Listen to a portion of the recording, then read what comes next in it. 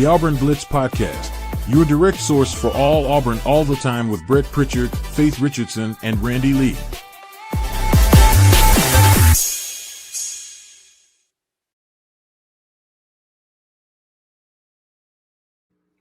What's up, everybody? Welcome into the Auburn Blitz Podcast here on a Friday morning. We are so glad that you joined us each and every day here on the Auburn Blitz and making Auburn Blitz part of your daily Auburn athletic intake. It's Brett and Faith, as always, here on a Friday, and our good buddy Kyle Rush from the barn. Good to see both of you this morning. Glad to be here. Kyle, Glad to be here. Yeah, it's been a minute, Kyle. So glad to have you back, brother. For sure, man. Friday, got to get it kicked off. Yep. Heading into the weekend. Hey, look, heading into the Christmas week coming up. Where did time go, by the way? Football season's over and Christmas is here. It's crazy. You got your shopping done? I got to ask. Yeah, I got my few responsibilities taken care of. That's it. I have very few as well, and so I think I can handle that. I don't have an overburdening amount of things. My wife just makes sure that I get a couple things done, and I have to make sure she's taken care of, and then the rest of it, I have to admit, she kind of handles. So yeah, very, very, they're great. Good at that. Faith, what about you? I got to ask you. Hey, I've got all mine done and ready to celebrate. So it comes by so fast. So, but looking forward to it. Next week we will be doing our podcast. Obviously, we won't be doing anything on Christmas Day, but we'll have a Christmas Eve edition that will be recorded for everybody. Just kind of info out there for everybody's food for fodder. All right, guys. A reminder that we're going to be on location at Lake Martin Pizza today in Alex City. Yes. So first 5 people to come. Lunch is on us. Great place to go and get literally 2 big slices of pizza. I know I'm going to have some for dinner because I can't eat both of those. But make sure y'all come out. I know that we've got James that we're going to meet, and he's going to get his prize because he won so many times this season, his predictions. Yep. So you're really only down to 4 because he's going to get lunch. He's going to be there. So the next 4 that come up will take care of your lunch for you. So come check us out on Highway 63, not the Dayville location, but the Highway 63. All right, guys, big news. Again, it seems like daily with the portal. Kyle, I'll start with you. Malik Blockton, to me, was a little bit of a shock yesterday hearing about him, a guy that, look, I watched in high school. I called one of his games, the quarterfinal game up here at Benjamin Russell a couple of years ago. Really showed out in that game, really was the reason they won that game and moved on to the semifinals that year. But obviously a legacy. His brother, Marcus Harris, played at Auburn. He's been an Auburn guy all through high school. Just a little shock, man, with Vontrell Keene-Williams coming back, DJ Durkin coming back. Thought he would be one that you didn't have to worry about. Yeah, I almost just penciled him in as going to be here next year. You mentioned all the reasons why, the legacy tie, and I don't know that he's necessarily been like spectacular, but he's been solid. And you got to have those guys that work hard. They don't give you any problems, and you can put them out there and know that they're not going to necessarily cost you anything. That one was shocking. I don't know exactly if it's exactly what the whole deal is about the money and what expectations are out of the players from the way they were conditioned prior to now. But it does seem like there's been a big shock to the system to a lot of these guys. I don't necessarily know if that's a good thing or a bad thing, but this one hurts. He can definitely be. I feel like the production can be replaced, but you got him. You know what I mean? There's a difference between having it here and then having to go find it, because you can't go find it right now. You still got to wait 14 or 15 days before you can do that. So, yeah, it's a tough one. Well, Faith, I wanted to ask you, because all 3 of us go to practice and we watch the interaction with the position coaches with their players, and a guy knowing his background and been committed to Auburn so long seemed to be invested. Does this send a message to everybody now that there really is no – and look, I'm not pinpointing this on Malik Blockton. This is college football as a whole. But like Kyle said, if there was one, you probably just went ahead and penciled in and said, "Oh, we don't have to worry about that guy. He's all in." For him to come out with his position coach coming back and his defensive coordinator coming back, and him being an Auburn guy, for him to get in the portal, does that just tell you it doesn't really matter what you do anymore? It doesn't matter what the situation is. It's just the lay of the land, and most of these guys are going to go out and they're going to go fishing. They're going to go see what's out there. Basically, yeah. I mean, again, with this only being one portal window and only having, such a quick turnaround from the coaching turnover and everything like that. But when you have your coach staying there or your position coach staying there and defensive coordinator, you would think, yeah, like the security level. But at the same time, if he wants to go explore other options, I mean, this is the only time for him to go out there and do that and see what happens. But there's just got to be there has to be a huge growth in the portal and who Alex Golesh and everybody's going to be bringing in, because if you are out here not able to rely on some of these guys that you really thought were going to stay at Auburn, Brett, you've already said there's more to come. And again, I still think this is just the start of that. So definitely shocked with Malik Blockton. And again, I mean, I'm just waiting until the portal window opens up so we can see what happens. Yeah, with it being one portal window this time, I think it's going to be really eye-opening. I think, Kyle, you're going to feel like the sky's falling. I said that last week. You're going to feel like it's Armageddon. Everything's falling apart. But everybody's going to do this. Everybody's going through this at the same time. The teams that are in the playoffs right now, they're going to have guys get in the portal. It's going to be everything crammed into one window. Now, everybody knows that I was majorly in favor of one window. And I think that was a step in the right direction, getting rid of that spring window, because now you felt like you were having to protect guys all the way through your spring practice and worried about somebody leaving at the end of spring. So now you're, scrambling to try to fill some holes late. So I do think that's the right move. But now you better get it right more than ever, because you only have one shot at this thing. There is no, let's get through spring, and if we still need some guys, we'll go get them. This is a one-shot deal for everybody. Yeah, and look, I know we're probably, if you guys are like me, you feel a little bit panicky because you can't do anything about it right now. Like you can't add anybody, you can't offer anybody, you can't do anything. The only thing you can really do is lose people right now. I mean, I guess you could announce there's this new phenomenon of re-signing, which maybe we'll talk about that in just a little bit. But yeah, you're just sort of helpless. There's nothing you can do about it. So I think that's why silence a lot of times on progress or silence on retention leads to us feeling like things aren't going well. And I don't know. I think the staff needs a few wins. Now, you had the big one with Adkins. I think you need a couple more wins, because it feels like the only thing that are coming are losses. But that doesn't necessarily mean everything, like the building's on fire. Everything's going wrong, because they could have a plan when the portal opens to replace all these guys. So, it's just we're in a weird spot. And you're right. Once that January 2nd hits, it's going to be ferocious. 2 weeks to do everything, and you're done. That's it. Roster set. It's like just burn the forest down, like set it all on fire at one time. Yeah. That's a good point, Kyle, that you made. And Faith, we don't know what the conversations are between, and what they have been between Alex Golesh and every one of these players. There could be a mutual agreement to leave. Could be, hey, I want you to stay, but you're not getting this.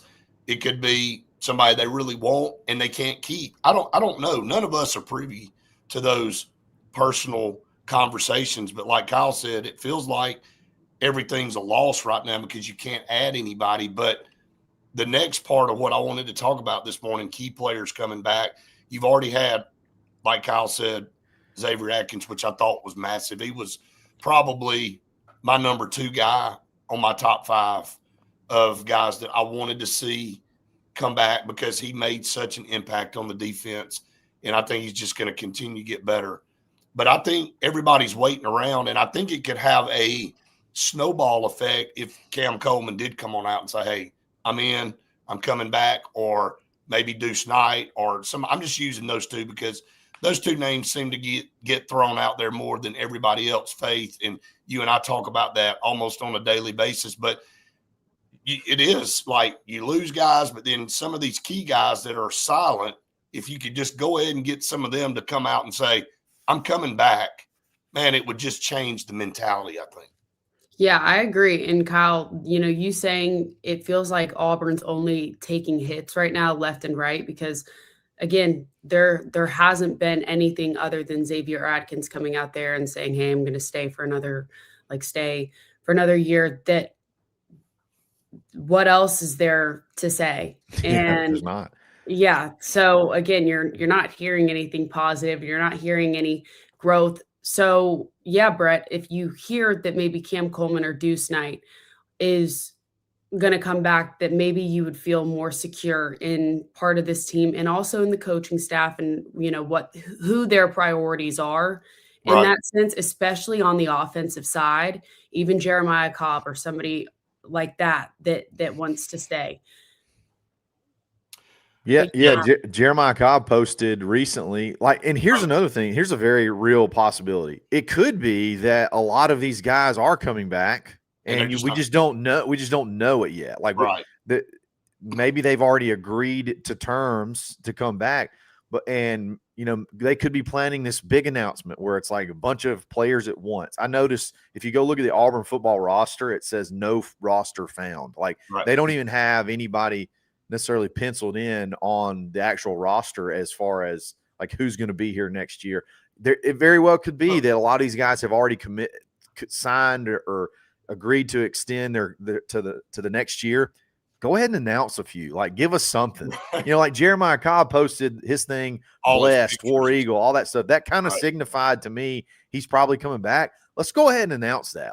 Get us some wins. Get some momentum going. But I will say, Kyle, and part of this is probably just me that, believe it or not, I hate social media. Social media is just not my favorite thing at all to partake in. But I hate all of this trolling of social media. You know what I mean?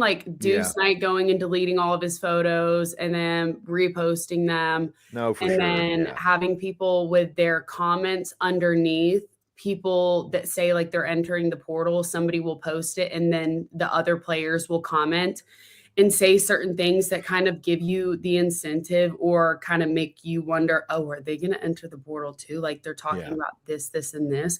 Perry Thompson going and posting his TikTok with all of his highlights at Auburn, and then somebody commenting something about him staying at Auburn and him posting Lane Kiffin's headshot at LSU.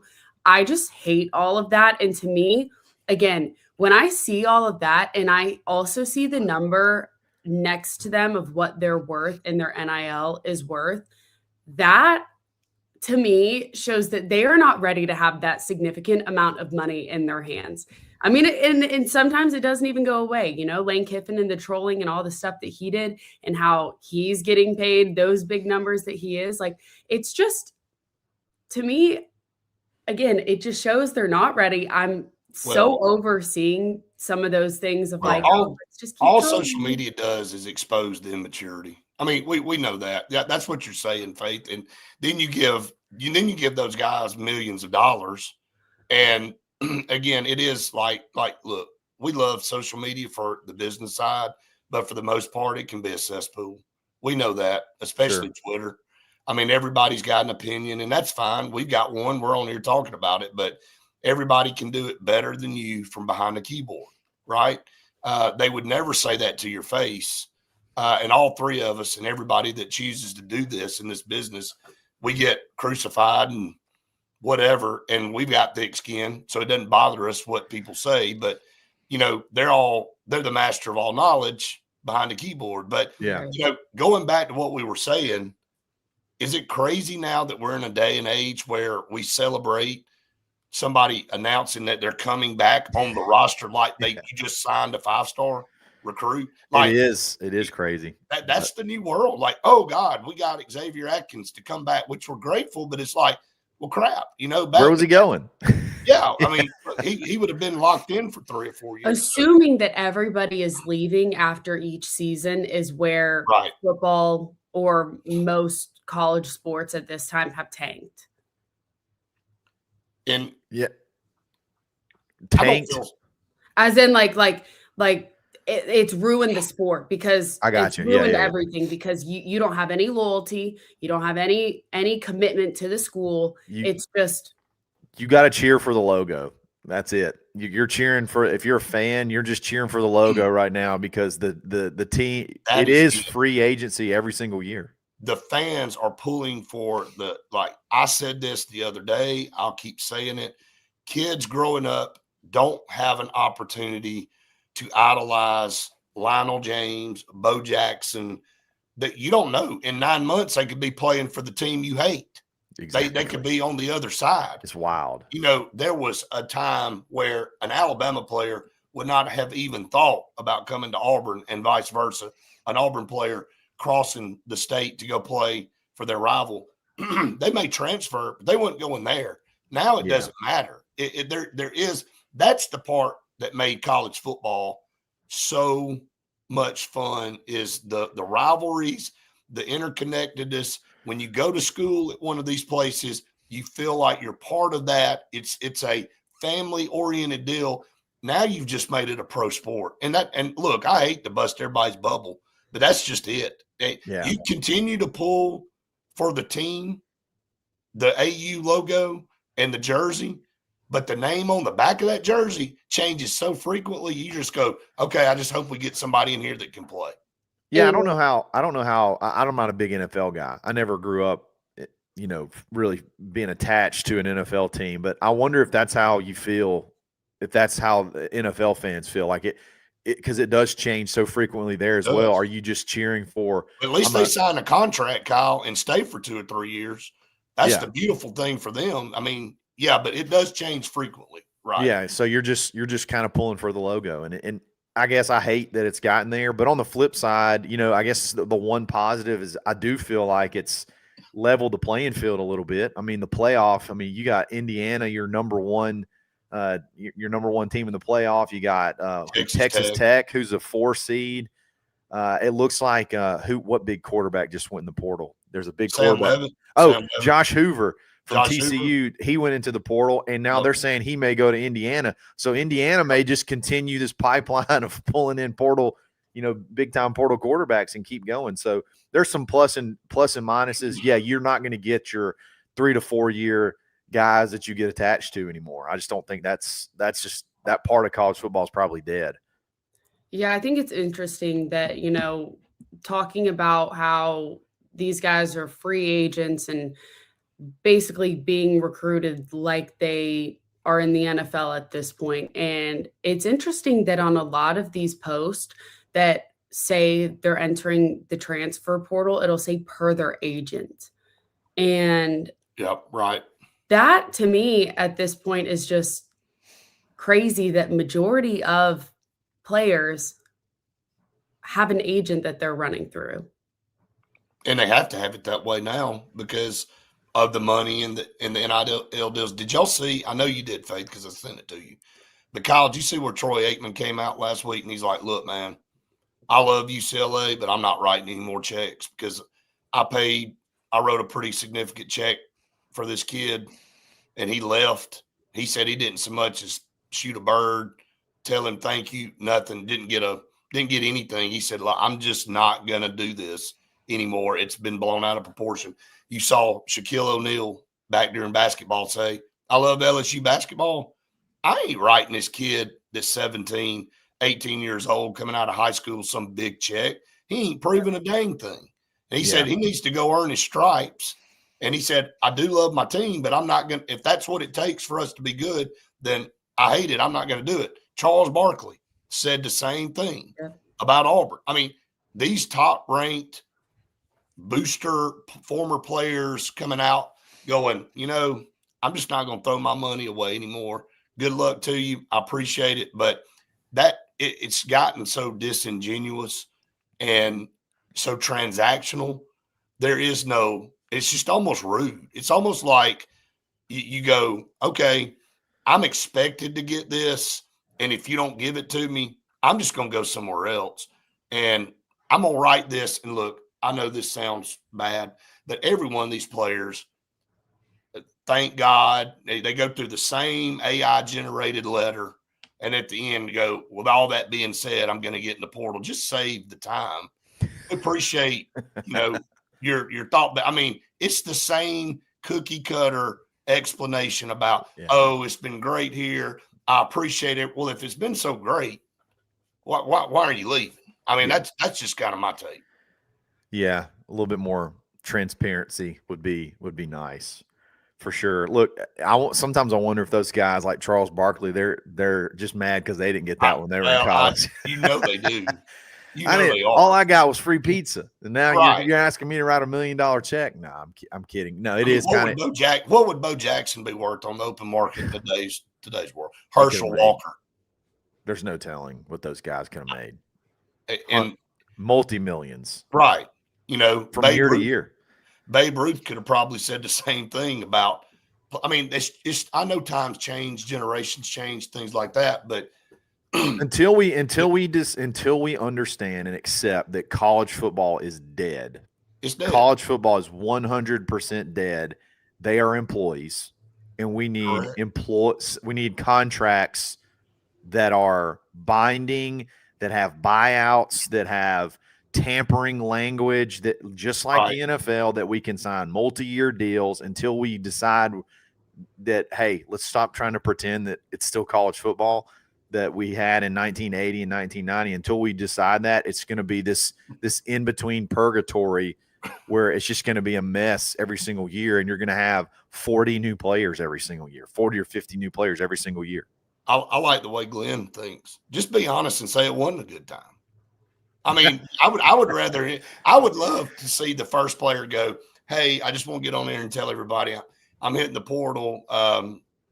It didn't live up to billing, man. It just wasn't what I thought it was going to be. Yeah. I appreciate the opportunity, but I'm going to go somewhere else instead of this long drawn out jargon of, oh, it was just great. And built. It's like they don't want you to think, or they don't want you to acknowledge that it's about money. Like it's like it's offensive if you say something that they're chasing a check. I'm not getting paid enough here. I'm going somewhere else where they are going to throw money at me, and I can bathe in it.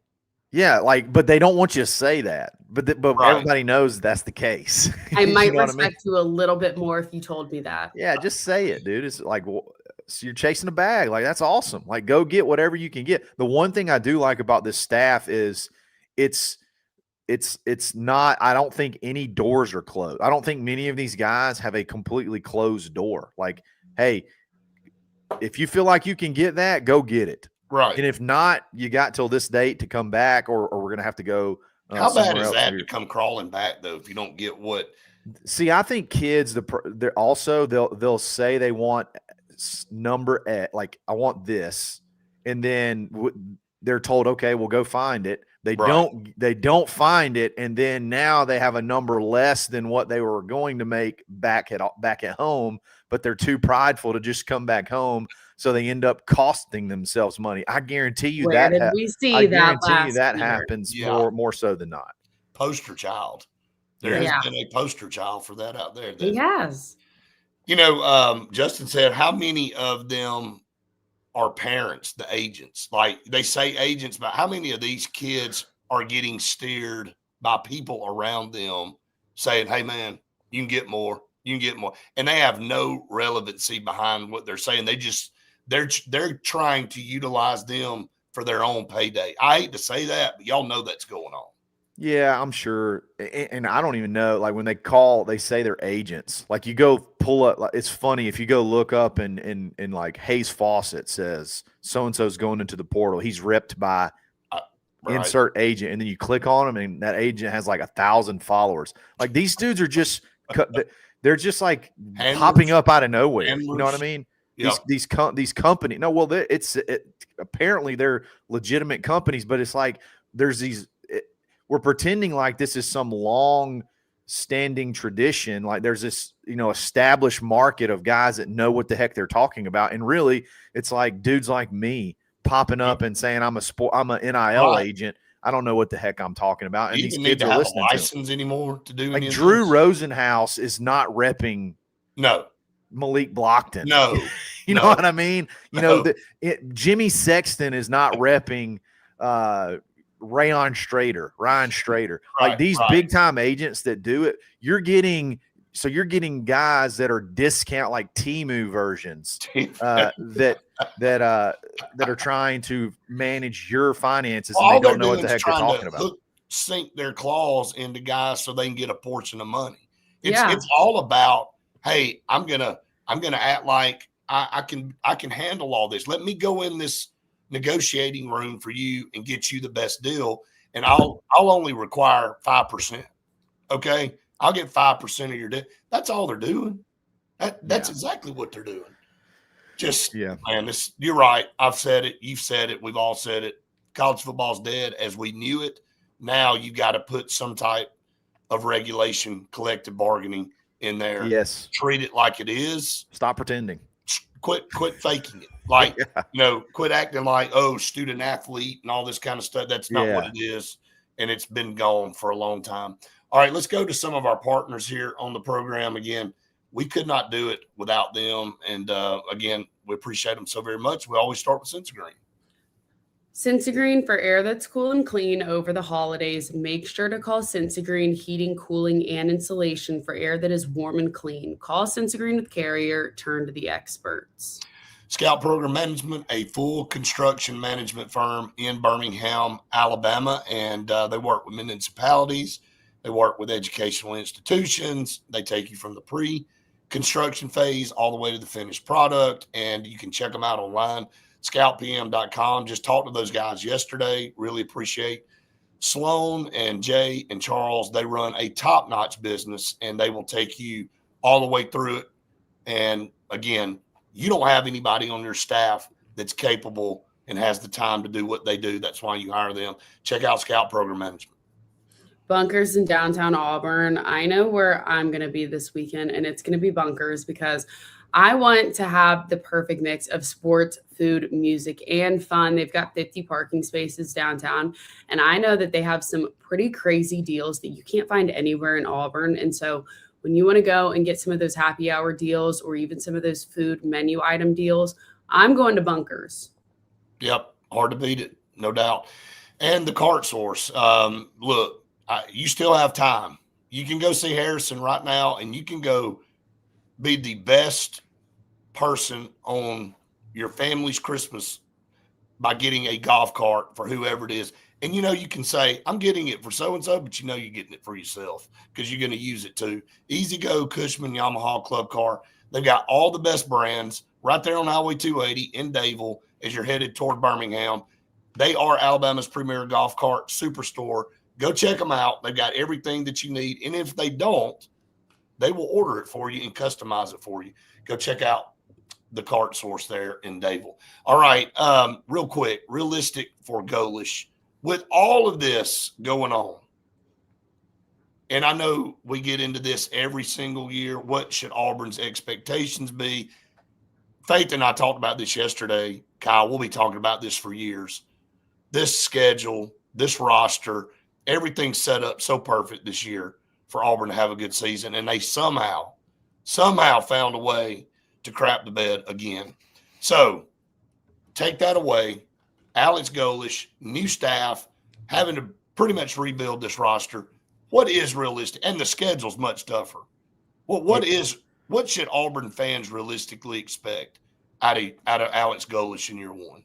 Well, it feels like Alex Golesh expects to win now. Look, with the way college football is, you got to be able to this whole like 3, 4, 5 year build stuff just ain't going to get it anymore. It ain't there, man. And with the resources, it's already come out. Auburn's going to have top of the top as far as resources go to be very competitive. So now that's out there. So they know you got the money.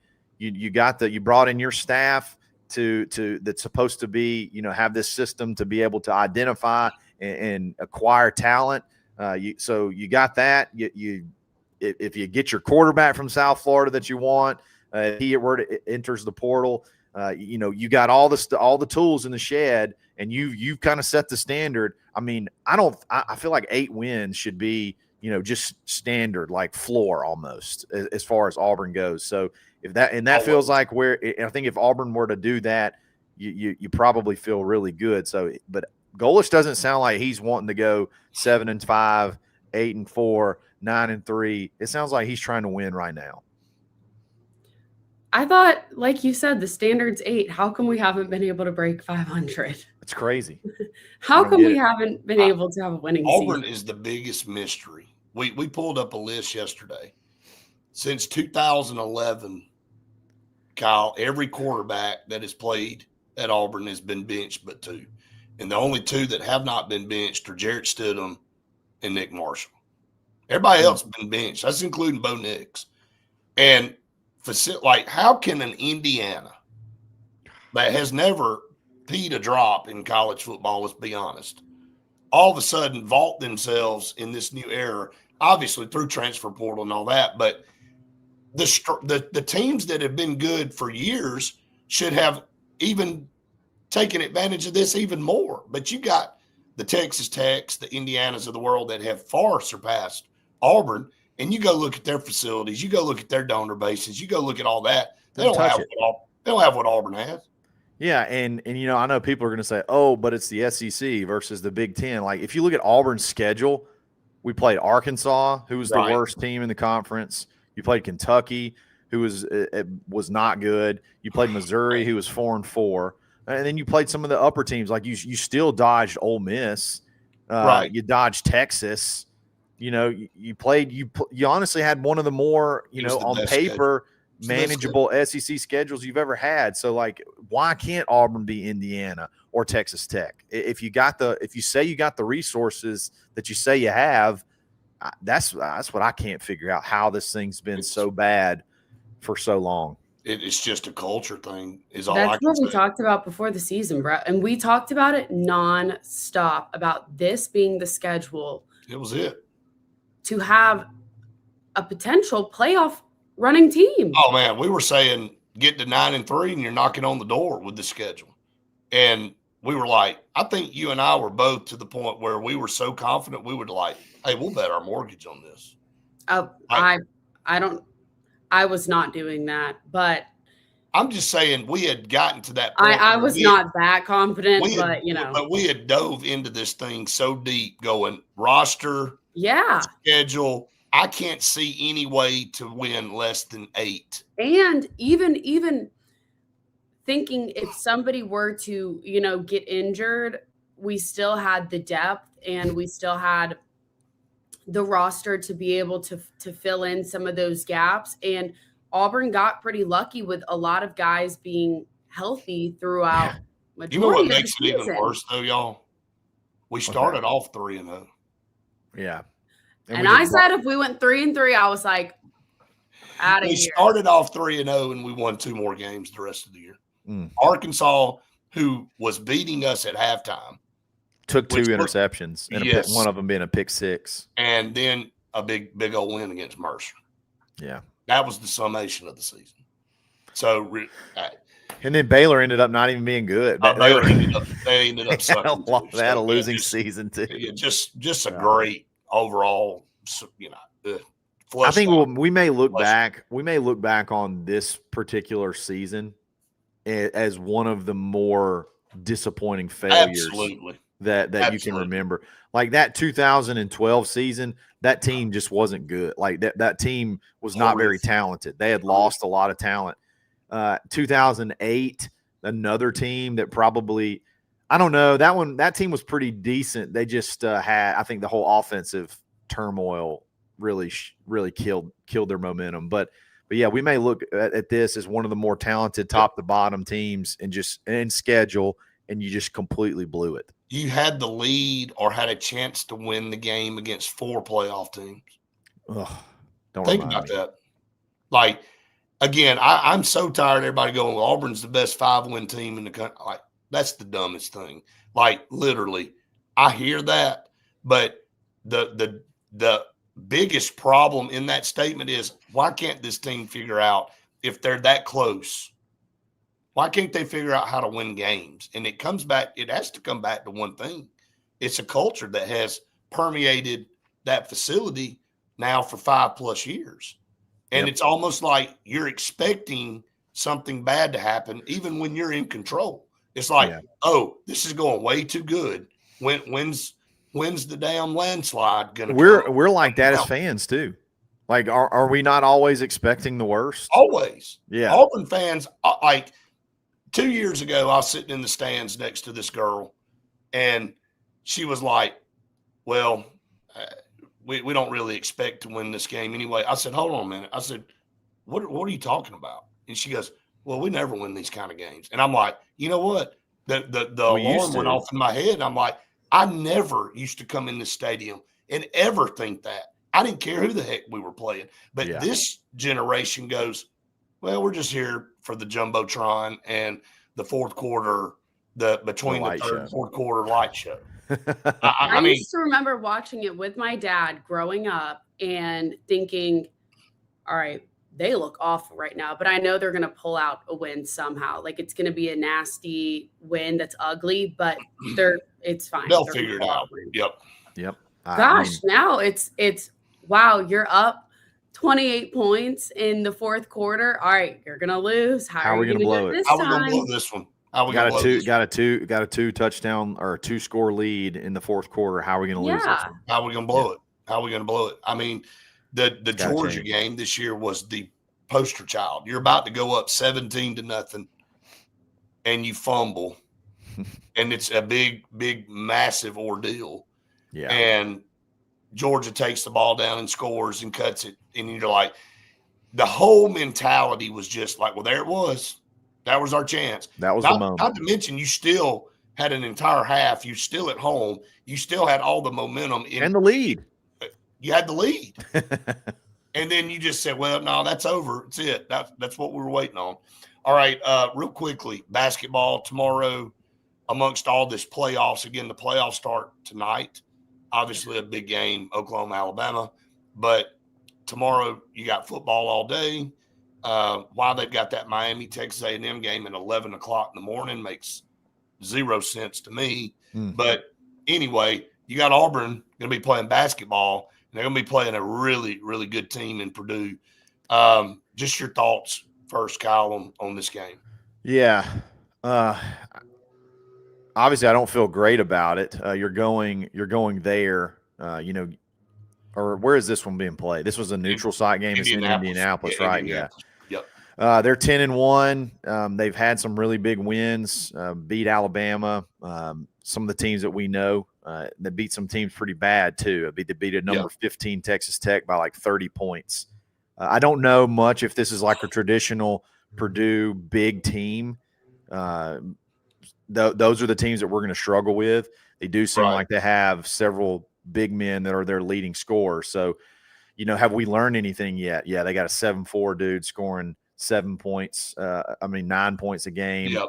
6'11" senior averaging a double-double. It's not a good matchup. And another 6'9" senior averaging a double-double. So size is what we always have said is going to be our biggest mismatches. So have we figured out a way to win these games in spite of that?